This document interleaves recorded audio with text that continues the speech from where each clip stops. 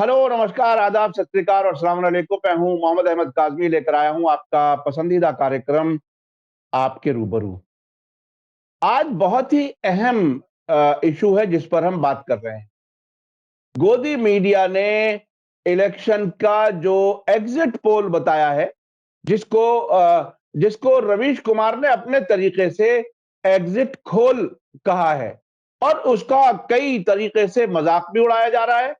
हालांकि फिर भी हमें अभी इलेक्शन के रिजल्ट का इंतजार करना है।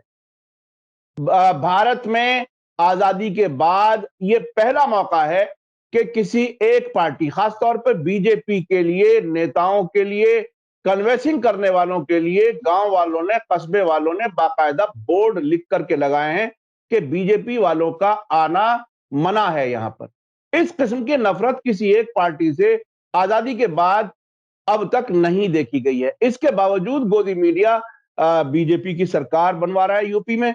उसके अलावा गोवा में भी बीजेपी की सरकार बनवा रहा है, और मणिपुर में भी बीजेपी को लीडिंग पार्टी बता रहा है। ये बहुत ही अहम सिचुएशन है, और एक ही दिन बाकी रह गया है रिजल्ट आने में।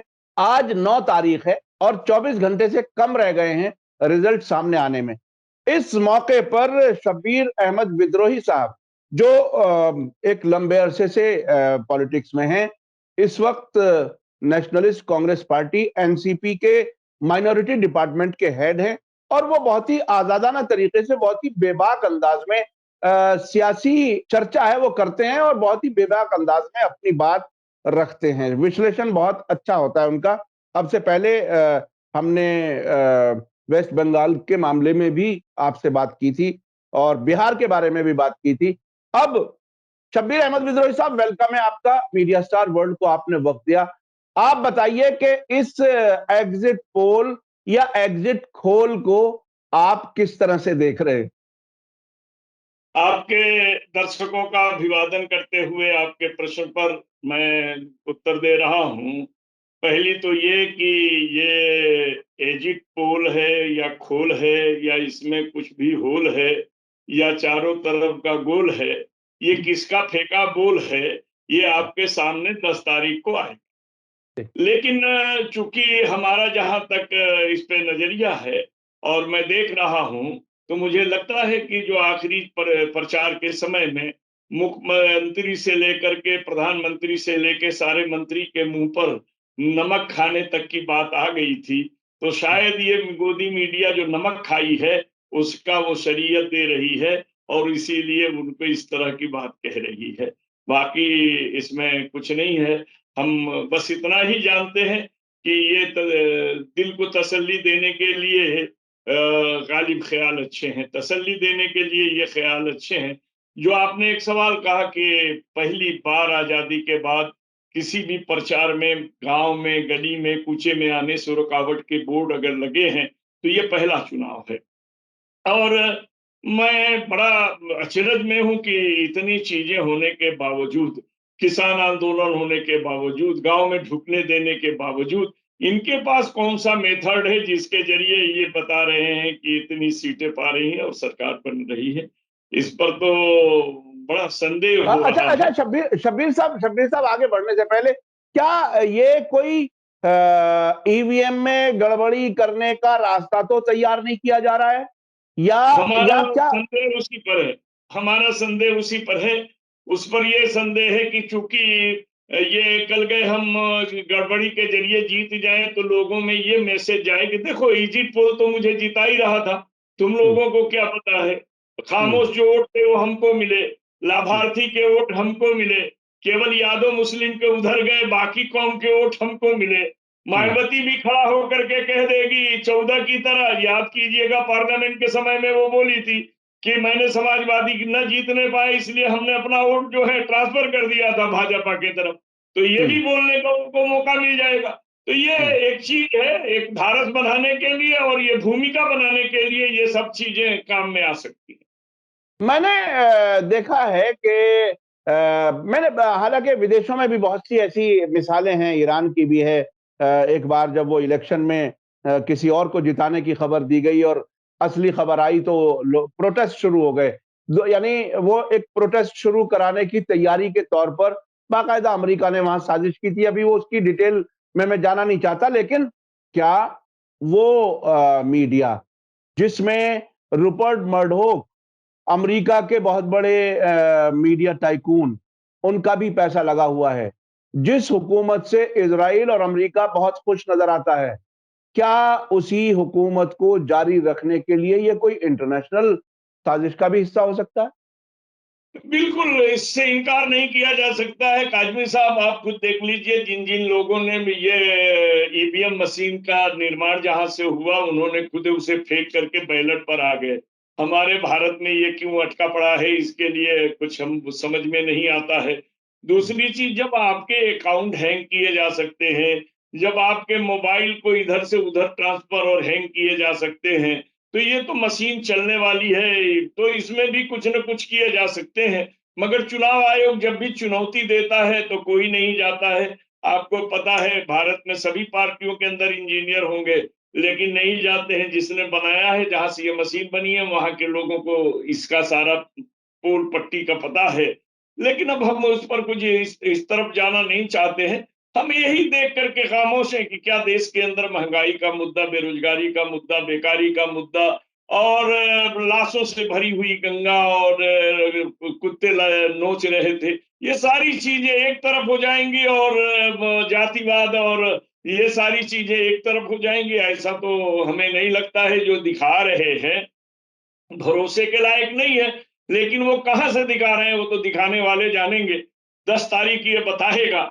अगर इनके बताने के मुताबिक कोई रिजल्ट आता है, तो आप समझ जाइएगा कि या तो हमारे देश की जनता का जमीर मर चुका है, या वो मशीन जो है हमारे ऊपर कोई न कोई खेल खेल देगी।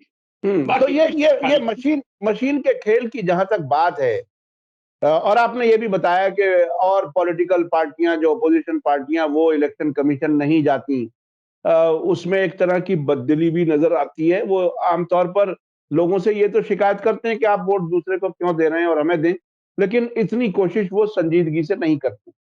अब ये बताएं कि इस वक्त जबकि महंगाई अपने चरम पर है और खास तौर पे सांप्रदायिक का मामला आगे नहीं बढ़ा, जब राकेश टिकैत, जो किसानों के सबसे बड़े लीडर हैं इस वक्त, उन्होंने ये बात बार बार कही, जहां कहीं उन्हें टेलीविजन पर बात करने का मौका मिला उस पर, जहां सोशल मीडिया पे बात करने का मौका मिला उस पर, जहां भी पब्लिक में गए, उन्होंने ये कहा कि देखिए भाई, होशियार रहिए, हाँ, पाकिस्तान आज और भी बोल जिन्ना, रहे पाकिस्तान, जिन्ना, हिंदू, मुसलमान, ये सब सरकारी मेहमान है 2.5 महीने के लिए, इनको चलने नहीं देना।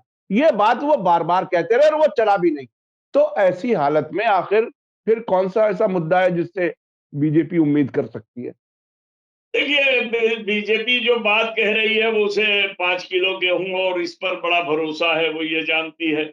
और ये भी लोगों से हमने पूछा, देखिए हम भी उत्तर प्रदेश के 12-14 जिलों का दौरा किया मैंने, हुँ, और वहां पर हम झंडा वंडा लेकर के तो जाते नहीं थे, लेकिन हुँ, लोगों के बीच बैठ करके चौपालों पर चाय पीने की जगहों पर खड़ा होकर के देखे, तो लोगों में एक ही बात आती थी, परिवर्तन की बात आती थी।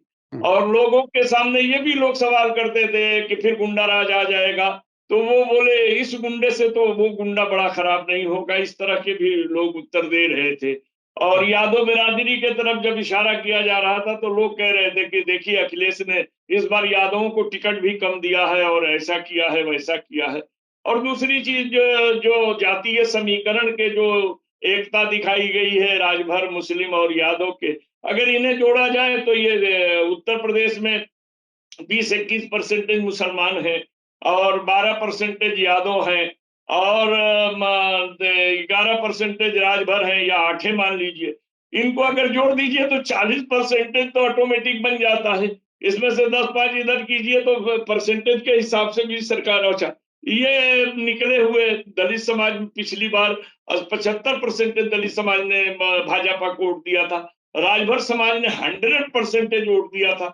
ये जब बाहर आए हैं, इनके परसेंटेज गिरे हैं, छोटे मोटे लोहार कुम्हार ये सारे लोगों ने भी इस बार भाजपा का विरोध किया है। तो अब ये सारी चीजों के बावजूद जिस तरह का एग्जिट पोल दिखा रहा है, उससे तो यही लग रहा है कि वो बस उनकी हिम्मत को बढ़ा रहे हैं, तसल्ली दे रहे हैं और नमक खाए हैं तो शरीयत अदा कर रहे हैं। इससे या ज्यादा या अच्छा या ये या फिर करप्शन उस वक्त कराने उनको का पता रास्ता है, बना। उनको पता है, उनको पता है। आपको पता है कि गोस्वामी नाम का एक पत्रकार बहुत सी बातें कहता था कि हमको हम्म, ये पता है, हम वो जानते हैं, वो जानते हैं।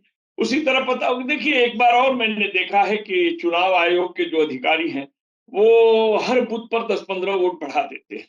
अब हम्म, आप पूछेंगे कैसे बढ़ा देते हैं? कोई मशीन बिगड़ जाती है, तो उसको चेक करने के लिए वो जिसका बटन दबा देते हैं, उसका वोट तो अपने आप बढ़ जाता है, क्योंकि उसमें माइनस करने के सिस्टम नहीं होते।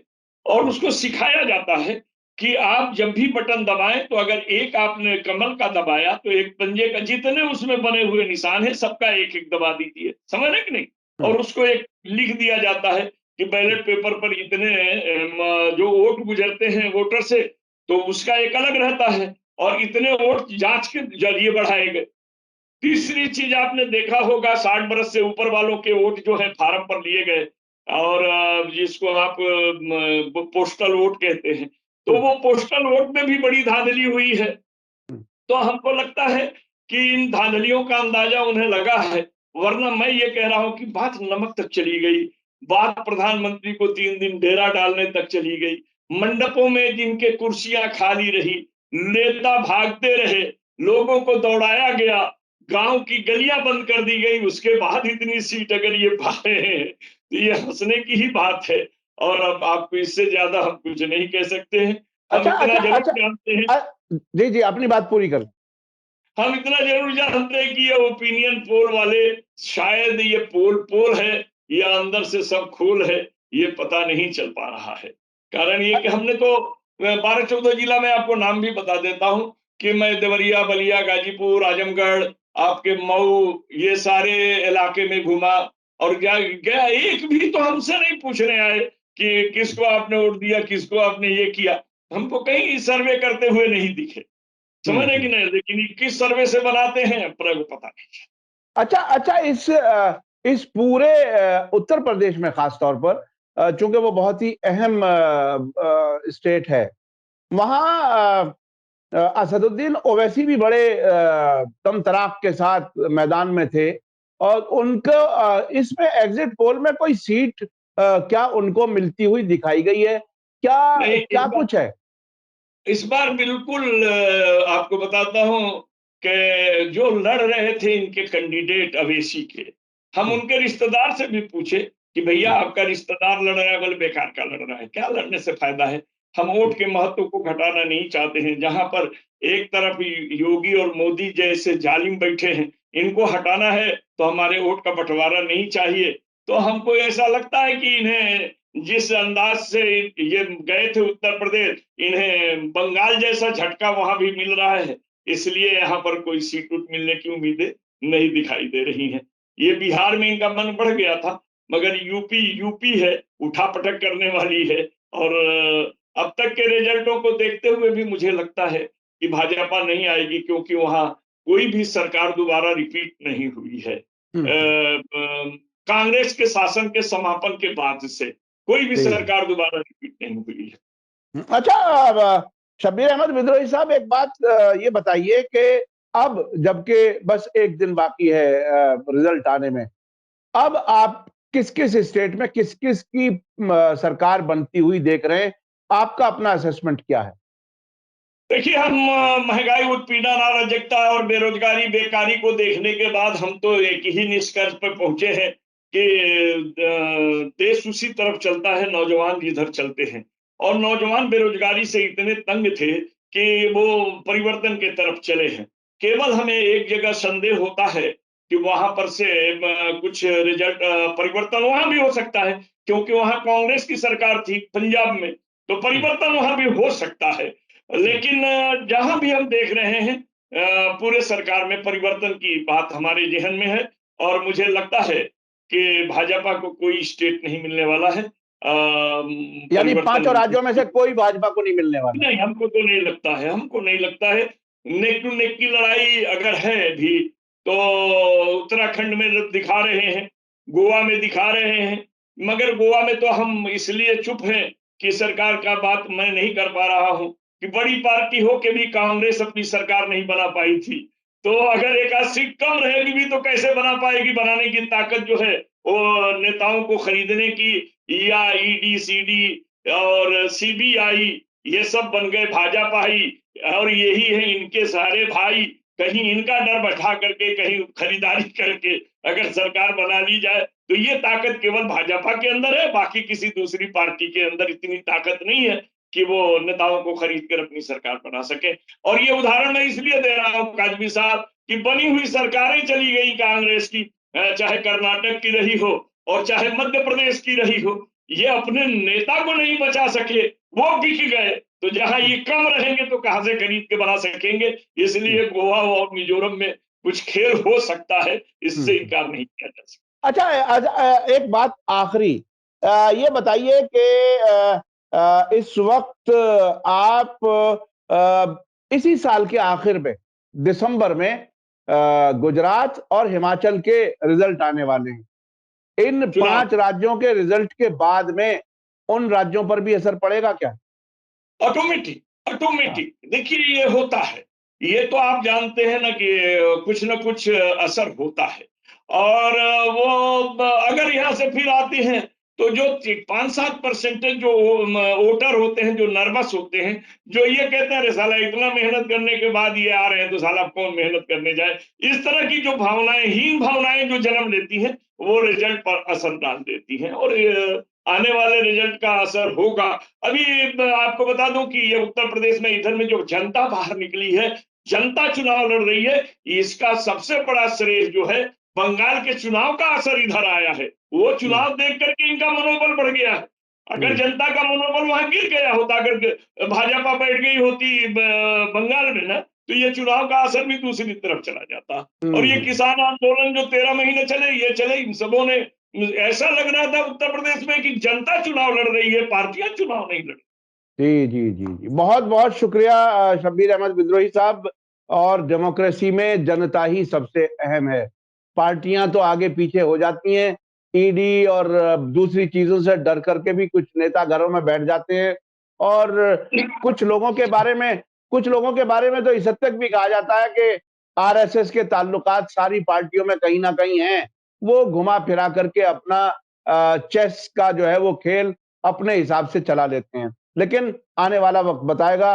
कल 10 तारीख है, उसमें हम देखेंगे, दोपहर बाद तक हालात बदलेंगे, देखेंगे क्या होगा। हम सभी को उस खबर का इंतजार है। इसी के साथ मुझे दीजिए इजाजत। धन्यवाद, शुक्रिया। जय भारत, जय हिंद। मीडिया स्टार वर्ल्ड के और वीडियो देखने के लिए हमारे चैनल को सब्सक्राइब करें और सीधे नोटिफिकेशन पाने के लिए बेल आइकन दबाएं। और अगर हमारी खबर सच्ची और अच्छी लगे तो अपने व्हाट्सएप, इंस्टाग्राम, फेसबुक और ट्विटर अकाउंट पर जरूर शेयर करें।